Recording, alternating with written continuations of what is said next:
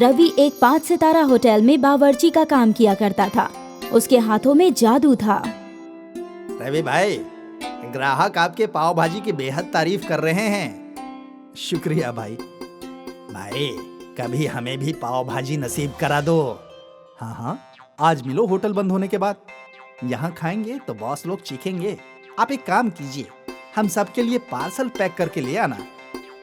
उस रोज रवि ने ड्यूटी खत्म होने के वक्त पाव भाजी बनाई और पार्सल डिब्बों में भर ली। उसने अपने दोनों वेटर दोस्तों को पाव भाजी भी दे दी और एक डब्बा अपने घर के लिए भी रख लिया। वो दोनों बेहद खुश थे और रवि भी बेहद खुश था। खुशी खुशी रवि अपने घर पहुंचा। ये लो सुधा, पाव भाजी। अरे वाह, क्या बात है। आज हम गरीबों के नसीब में 5 सितारा होटल वाली पाव भाजी। वाह, ये अच्छा है। मैंने इतनी मेहनत से पाव भाजी बनाई और क्रेडिट 5 सितारा होटल को। इसीलिए तो मुझे अपना खुद का रेस्टोरेंट खोलना है। हाँ मियाँ साहब, आपका रेस्टोरेंट जल्दी खुल जाएगा। आमीन। लेकिन ये सब होगा कैसे?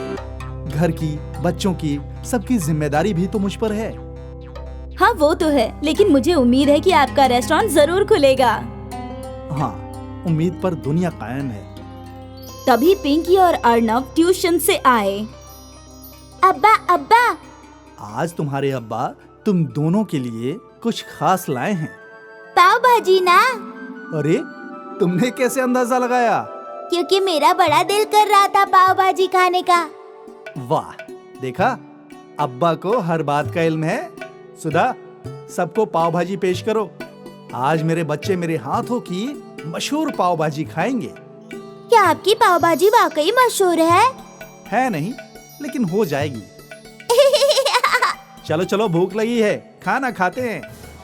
सभी ने मिलकर बड़े मजे से रवि की पाव भाजी खाई। आप तो मुझसे भी बेहतर खाना पकाते हैं। शुक्रिया। आपका रेस्टोरेंट जरूर खुलेगा। आमीन। फिर एक रोज की बात है, रवि होटल में खाना बना रहा था। मैनेजर उसके पास आया।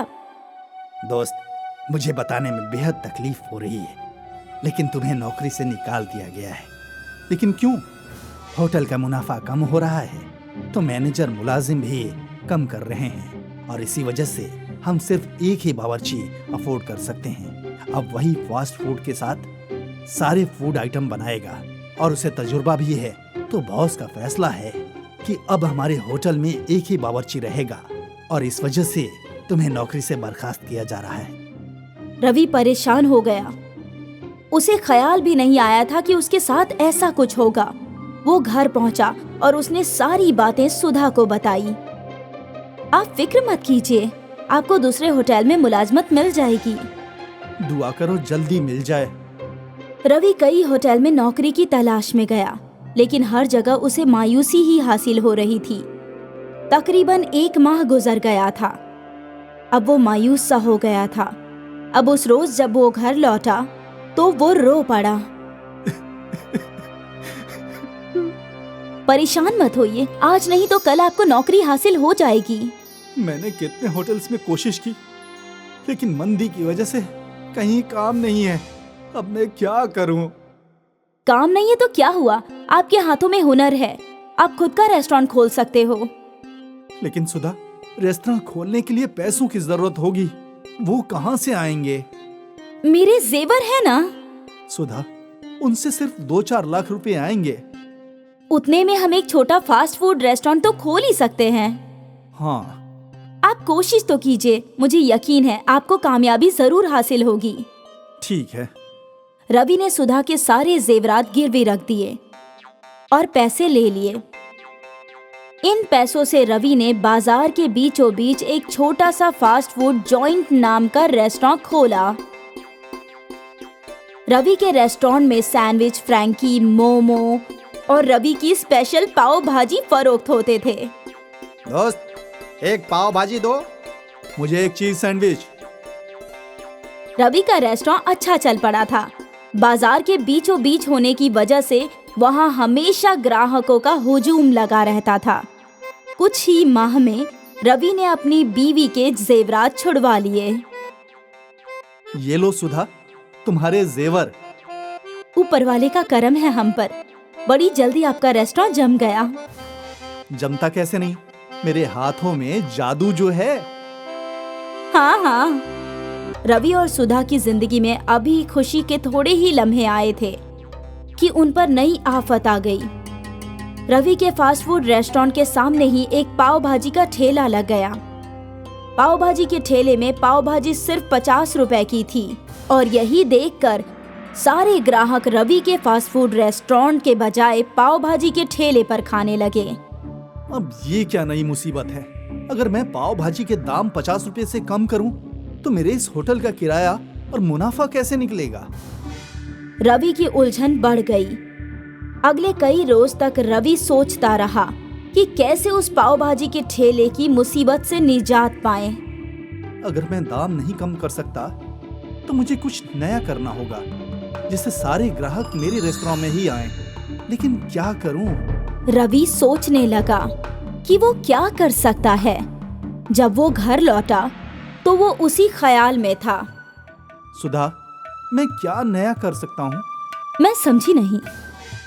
अगर मैं पाव भाजी का दाम 50 रुपए से कम करूंगा, तो मुझे मुनाफा नहीं होगा।